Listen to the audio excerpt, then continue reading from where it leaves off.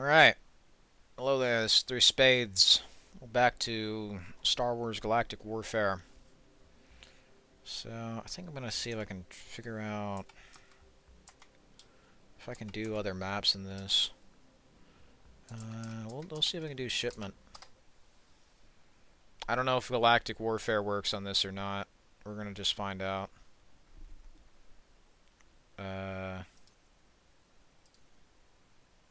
That seems promising.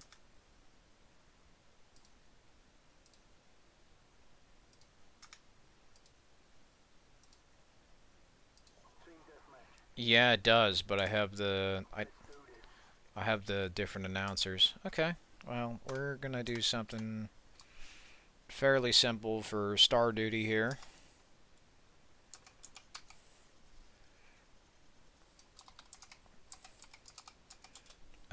We'll go 7 bots. Alright, here we go. Star War Duty. 4 versus 4. Okay, so make sure to do odd numbers. It'll be 13 bots, or maybe just 11. There we go. Alright.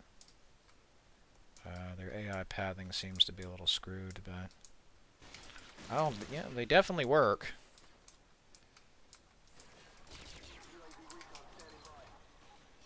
Okay.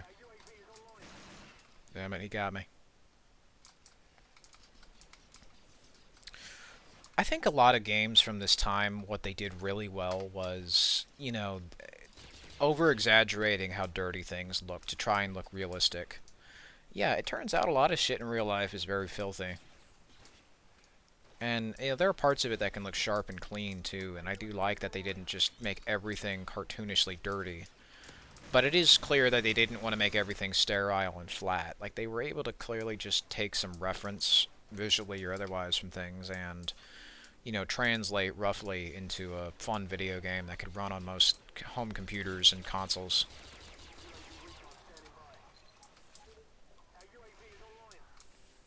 I always like the smoke effect in this. It might not be the best technically, but I can't argue with it running on just about anything and looking as good as it does. The smoke in this game and the shading on a lot of the shipping containers still looks really nice.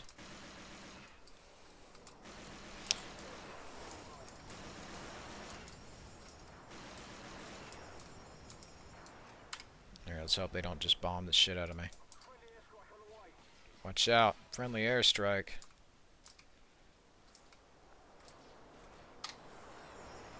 Reloading. There we go. Bombed them.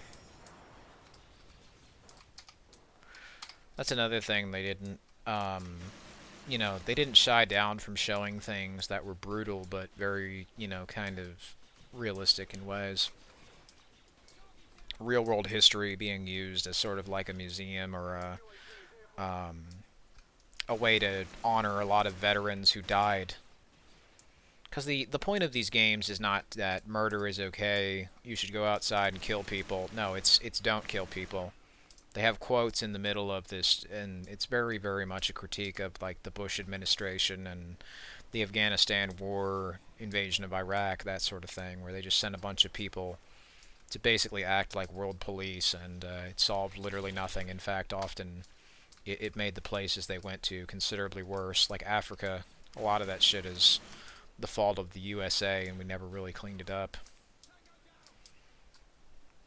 A lot of the Cold War, a lot of the Middle East, and I like in Modern Warfare 2, they didn't shy away from showing the regime still in power, because, like, yeah, I think al-Assad's men would absolutely be more powerful now that a lot of the competition they had was nuked off the face of the fucking planet, right?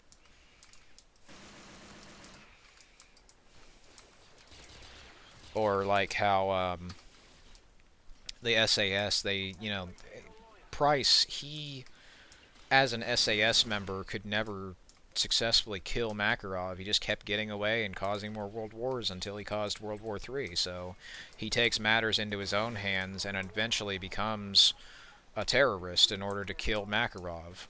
I liked that conflict and that sort of the way that his character devolved into a cold-blooded killer who was taking vengeance for his friends, but also, you know, stuck doing terrible things for the greater good of the world, right? They portray him as the bad guy. He's straight up killing prisoners of war. He's not on the books. He's not a good guy by the third game. He's just as bad as Makarov, if not worse. And they don't shy away from showing brutal tortures, executions, and other shit, which, you know, these new games really, they tend to, and it just makes war seem like it's fine and cool and all good. Like, oh yeah, killing people is fine. You should go do that. It's like playing tag. No. No, it's not. Plus, you know how fucking heavy these guns are? That shit's really impractical.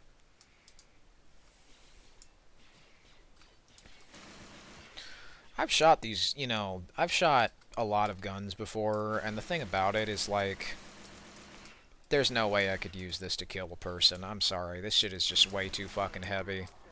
Shit's loud as fuck. I'd probably fucking hurt myself. My aim wouldn't be particularly good.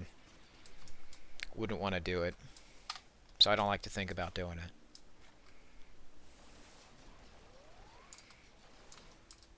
Playing a video game, though, this shit's just pixels on a screen. Ain't gonna hurt nobody. Maybe not, you know, maybe not okay to show to little children, but I mean, you can't stop them from sneaking shit and doing it anyway, right? I hope this protects me. Yeah, it did, but I missed.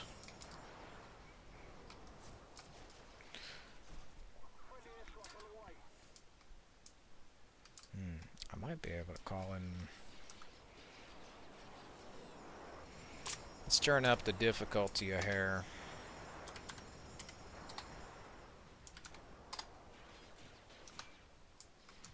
Oh boy. Here goes nothing. Chaos activated.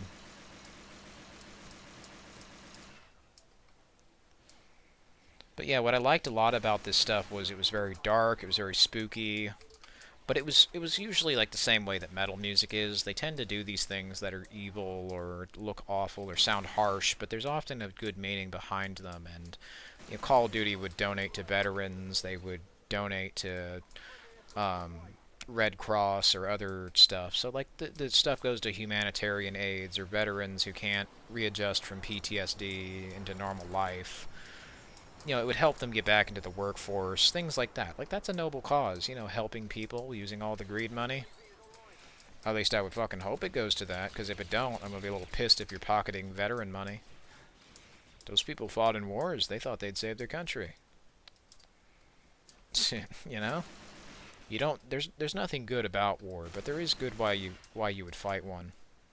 That's a thing from Medal of Honor that I loved so much was, you know, the way they had grounded these very real conflicts and tried to, you know, pay respect to people and, you know, honor them and, you know, congratulate them by showing these places in some manner of authenticity for a lot of these very real, you know, people. It was some of the worst times of their lives, and, you know, stuff like that. I'd seen a video where Frank, the guy who voiced Frank Woods, talked about how, like, some Holocaust survivor really enjoyed World at War because of the Nazi zombies. And if not for Call of Duty, you know, this grandma, 70-year-old grandma, and her little grandson, wouldn't have ever had any form of relationship at all. They wouldn't have ever really gotten to know each other. They wouldn't have been friends. They wouldn't have had something to connect with.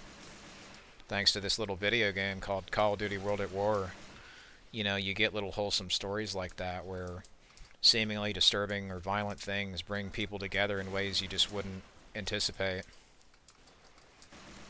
The harm in it is really just, oh no, that's scary, I don't want to see it. That happens once, you just, okay, well, I'll make sure to not do that again. Whoop-de-fucking-do. That's really the only fucking harm in any of that shit. Oh no, a guy with guns in a video game shoots people. I don't like it. Okay, well, you'll get over it in about a week.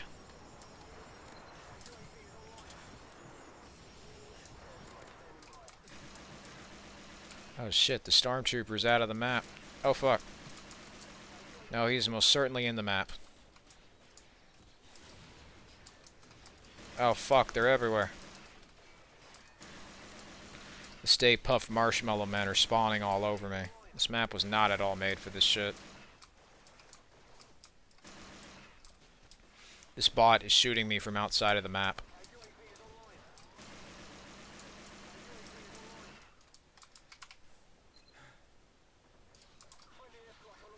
I'm just gonna book it. 2 bots outside the map.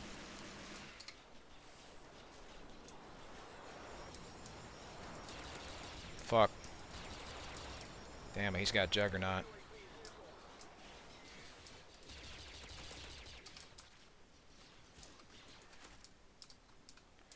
So yeah, there was a lot of wholesome stuff and good in people playing these games. I mean, it's not going to be for everyone in the same way that McDonald's isn't going to be for everyone. Like, you know, you can't make shit for everybody, and trying to usually results in just haphazard, unhappy shit. I mean, there are games that do that well, like Epic Mickey or um, Star Wars Revenge of the Sith or Star Wars Battlefront. Usually everyone who's played those games says they're pretty fun.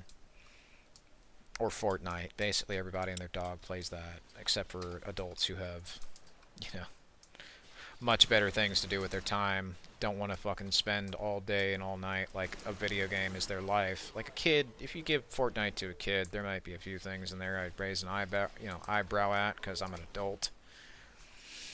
I would have loved that stuff if I was 12, but I ain't 12, and having this creepy shit just kind of stands out to me as creepy because these are things I would impulsively think of but keep to myself because it would be embarrassing to tell anybody. Like, hey, maybe I don't need to tell people how I killed people in a video game, you know, and I enjoyed the part where I murdered them or whatever because I killed them by stabbing them in the eye or whatever, like, you know. Maybe that nobody needs to exactly know that with Force Unleashed because it's a bit disturbing and makes them question if you're okay. But, oh shit. They're inside the fucking crate. Yeah, they're gonna be spawning on top of me any fucking second now. Let's hope this doesn't hit me. Oh yeah. Bring up the reinforcements. But yeah, there are a lot of games for like almost anybody. Beam.ng, Counter-Strike 2. But even they have their limits. You know, you can't make a game where you murder people in the fucking desert for little children, but they're gonna sneak in and fucking play it anyway. And if their dad or their mom says it's okay, well, it's like, you know, it's not a big company's job to parent little children, but they certainly like to behave like it is. Damn, I gotta get out there. How the fuck did Bot.8 do that? He's using the Force. This motherfucker just phased through a solid metal fence. Shit.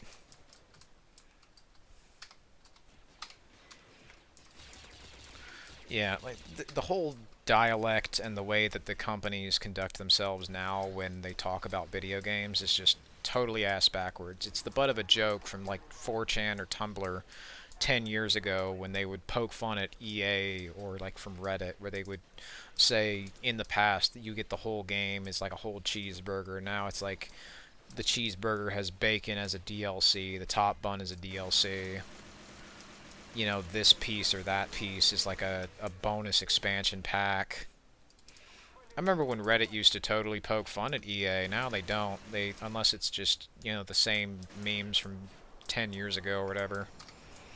There's nothing new they usually poke fun at. Those who do get silenced and get told that they're racist. Because they've been bought out by Google, and Google likes big companies, so they protect big company. They gotta silence the little guy from speaking the truth.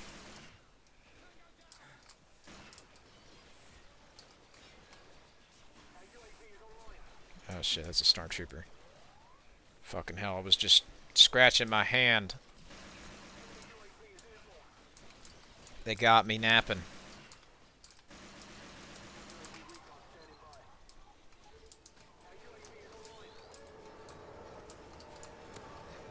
Damn it. Oh, hope this don't kill me. It does. Fuck me.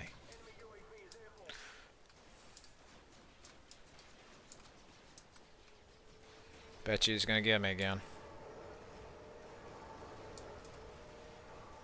Oh, the objects are also those alien fruits. That's fun.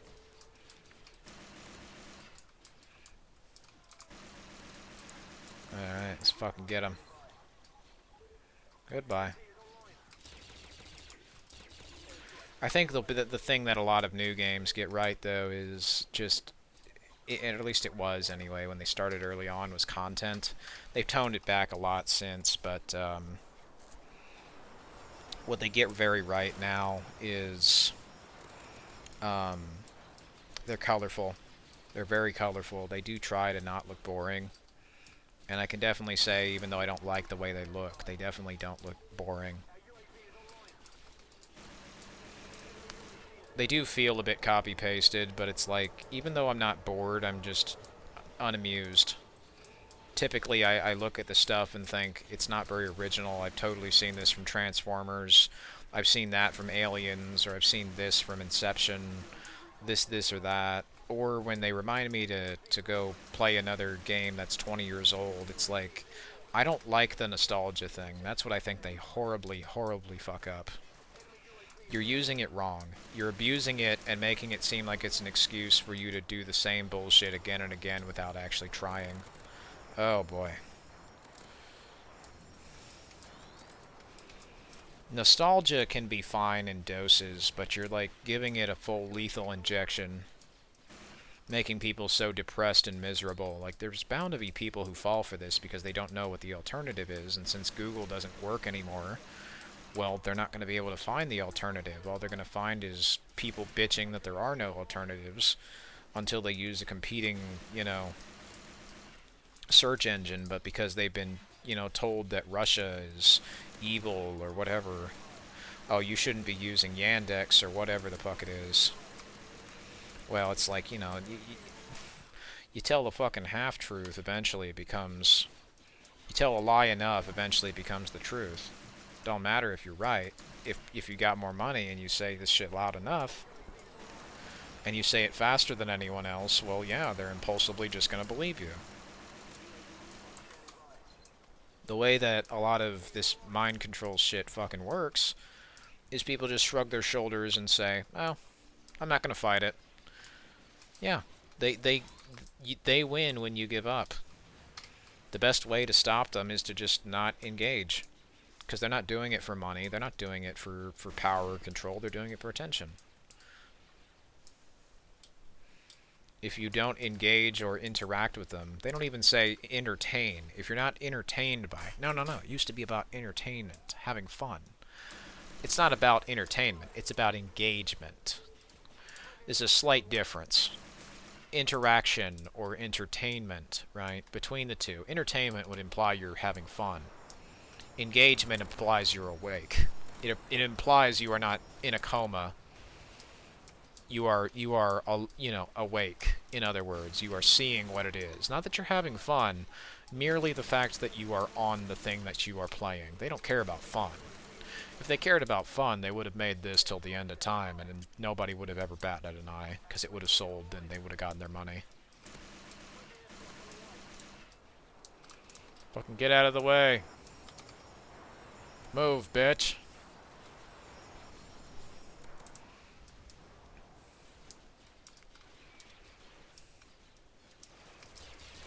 Beavis and Butthead, anime bundles, operators. It's like Call of Duty now is just hunt down the Freeman. Hunt down the Freeman, or strange anime asset flip games that try to be Call of Duty. They wanted the market that Hunt Down the Freeman and Big Bill Hell's Cars was going for, so they really rushed hard to make very expensive looking asset flips where just shit is cobbled together without rhyme or reason. It's the same problem from Black Ops 3 that was perpetuated by Black Ops 4, and eventually became very unhealthy, I think, around 2019, where other game companies started looking at Fortnite and took the wrong ideas from it entirely. Let's hope this fucking works this time.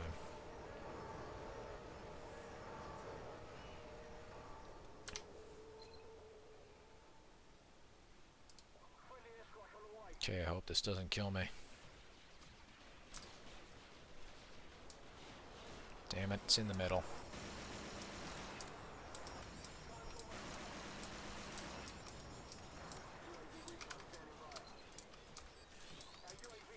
Captain Price, my favorite fucking Star Wars character. But what new games tend to do well is they try to do really good graphics, or at least they did do for a while, and they have a lot of content. Clearly, the limitations of the Xbox 360, the performance, the lack of input lag in a lot of games, the overall amount of customization. If it weren't locked and weren't behind paywalls, would be exceptional. I would say that's a plus. But that's the kind of thing that I wish they had kind of doubled and tripled down more on, because I really liked it. I would say up until about 2020, when the console really started to get into its dog days with the Xbox One and PlayStation 4. Performance kept going to shit. The games looked like trash. Did not run well. Looked awful. Looked like some shit that would be made in a Chinese sweatshop in 3 months, and by all accounts probably was.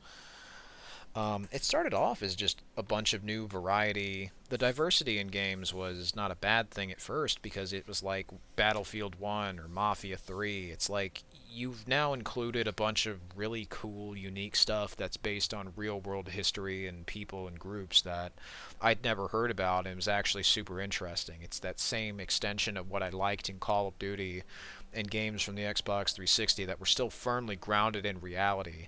And you were taking this, and you weren't saying this group of people is worse than that group of people like they do now. That was the thing that really screwed up Battlefield 5 in 2018. Battlefield 1 had the maturity to say both of these sides did bad things, but the people who fought in these sides were not bad people. Now they don't have the maturity to say that. They've hired people who purely look at it as black and white, good and evil. The black guy on the cover is good, the white guy is evil. Every time. And if the white guy is good, he has mental health issues, he's disabled, he's lying in a bed. It's like, you're clearly picking favorites. I don't have a problem with that. I have a problem with you lying to me and telling me you're not. You're not being honest. And when you look at their shit in their Twitter, yeah, it's very obvious this is where their head's at, instead of a fun working video game that I can play and enjoy. The only reason anybody calls attention to this shit is because they have called attention to it. They have made this part of what their video game is, and it is pulling me out of the experience. Would you like, when you're playing your anime game, to just suddenly have a section where you're supposed to mass murder everything and everyone everyone in the little village or whatever? Probably not. The same way I wouldn't want to have colorful shit in the campaign interrupting my realistic army game or whatever the fuck it is,